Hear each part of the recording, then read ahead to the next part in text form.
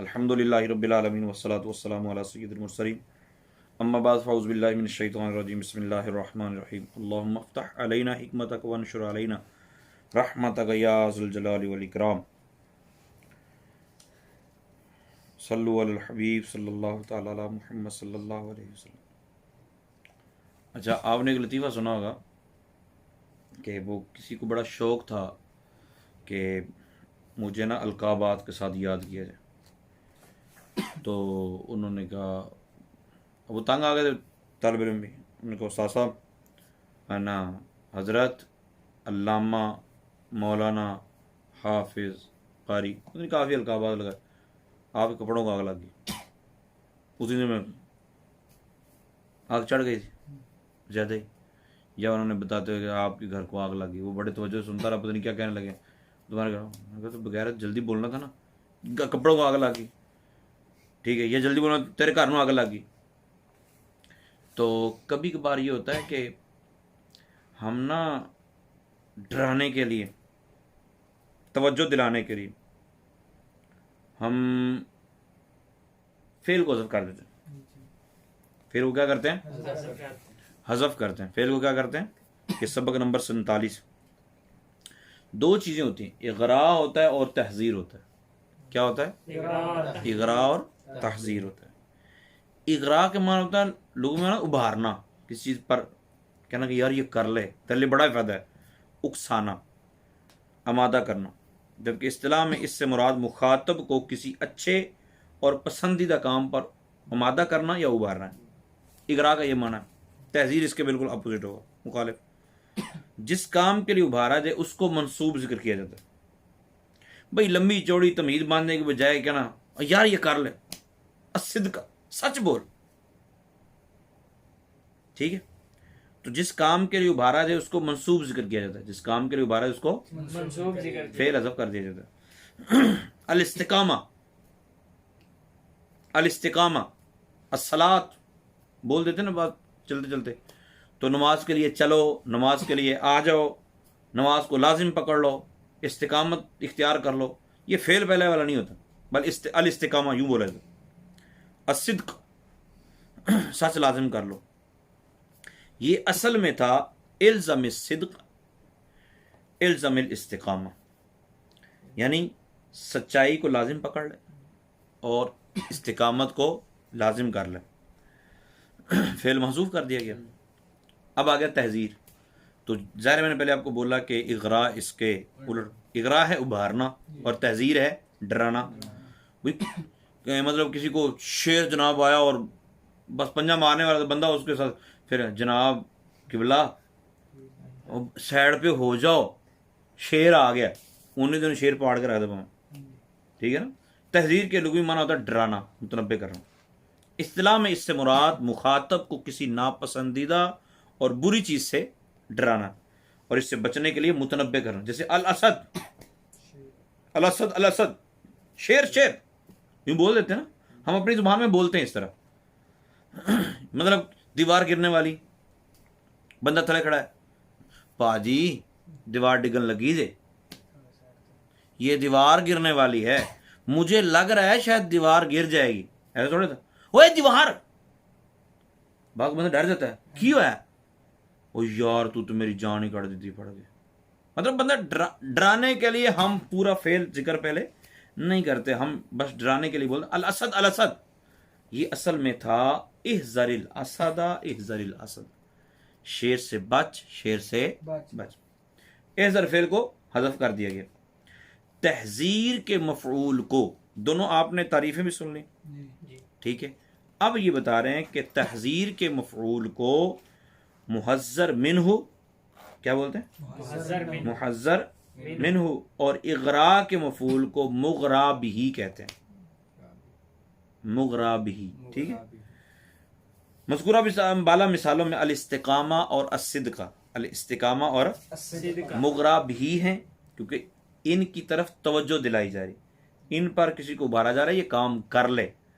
और अल असद मुहज़्ज़र मिन्हु, क्योंकि इससे डराया जा रहा है, इससे बचाया जा रहा है। अच्छा, मुहज़्ज़र मिन्हु से पहले कौन सा फेल महज़ूफ़ होता है जी? और मुग़रा बिही से पहले कौन सा फेल महज़ूफ़ होता है? तो कहते हैं कि तहजीब मुहज्जर मिन्हु से पहले इत्तकी, बाइद, इहज़र, ये 3 तरह के फेल तरकीब जब भी करनी तो आप इस तरह का मफहूम के एतबार से कोई भी फेल निकाल सकते हैं, ठीक है। और मुगरा भी से पहले इल्ज़म महजूफ निकाला जाता है। अब वो कहते हैं कि इन दोनों के इस्तेमाल की 3 सूरतें, मुगरा भी को कैसे इस्तेमाल करना है और मुहज्जर मिन्हु कैसे इस्तेमाल करना है। कितनी सूरतें हैं? 3 सूरतें। एक ही इसम को मुकर्रर जिक्र करना, एक ही इसम को अस्सब्र, अस्सब्र, सबर सबर बोलते हैं ना, हम अपनी जुबान में बोलते हैं सबर सबर, ठहर ठहर।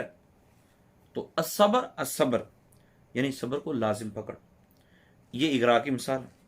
अशर्रा अशर्रा,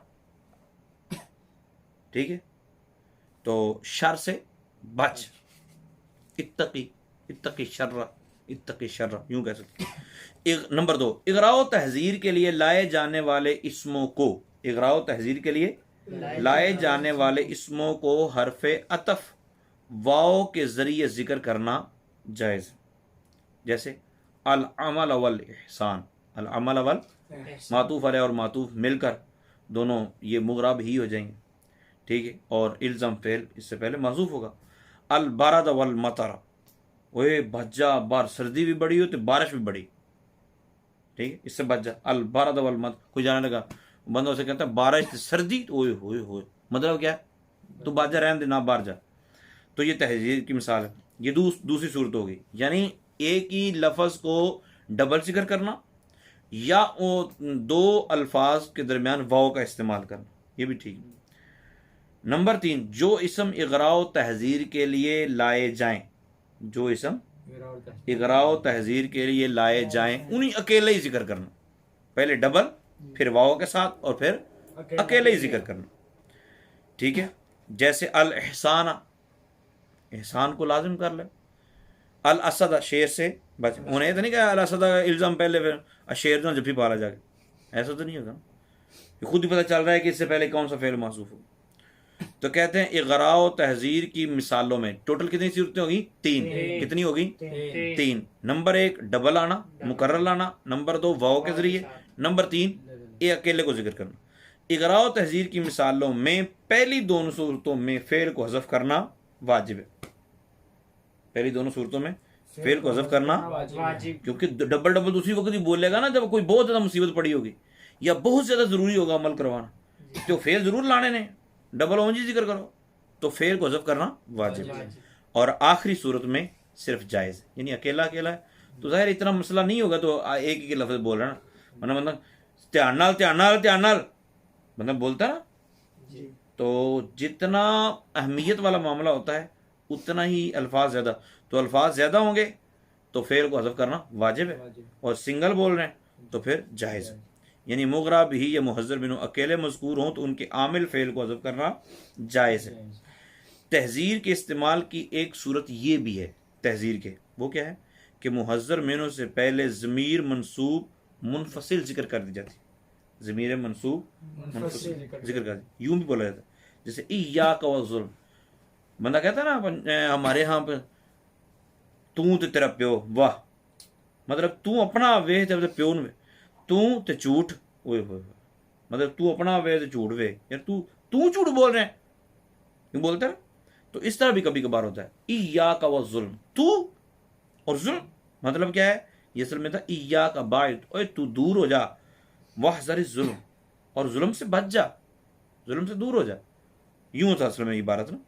तो मुहज्जर मिन्हु से पहले ज़मीर अगर आ जाए, ये एक तीसरी अलग सूरत बताइए। 3 सूरतें बताई हैं मुगरा बिही और मुहज्जर मिन्हु की, 3 सूरतें लगा। तहजीर की एक एक्स्ट्रा सूरत बता रहे हैं, वो कहा था कि ज़मीर पहले लाई जा सकती, अब वो बताने लगे हैं कि ज़मीर अगर पहले आएगी तो फिर कितनी सूरतें हैं। तो उन्होंने कहा मुहज्जर मिन्हु से पहले ज़मीर हो तो इसके इस्तेमाल के 3 तरीके, कितने? 3। तीनों में फेल को हज़फ करना वाजिब है, तीनों में फेल को हज़फ करना वाजिब। नंबर 1 मुहज्जर मिन्हु को वाव आतफा के जरिए जिक्र किया जाए, जैसे इय्याका वल असद, फेल फिर भी हज़फ है।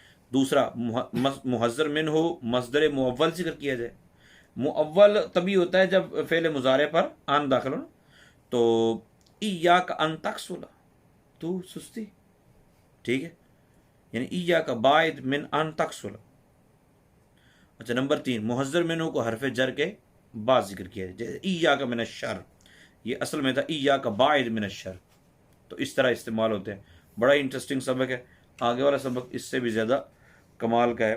अल्लाह ताला हम सब के लिए आसानियाँ पैदा फरमाए, और जो असबाक हम याद कर रहे हैं इनके ज़रिए हमें कुरान और हदीस का इल्म हासिल करना आसान फरमाए। आमीन बिजाहि नबी।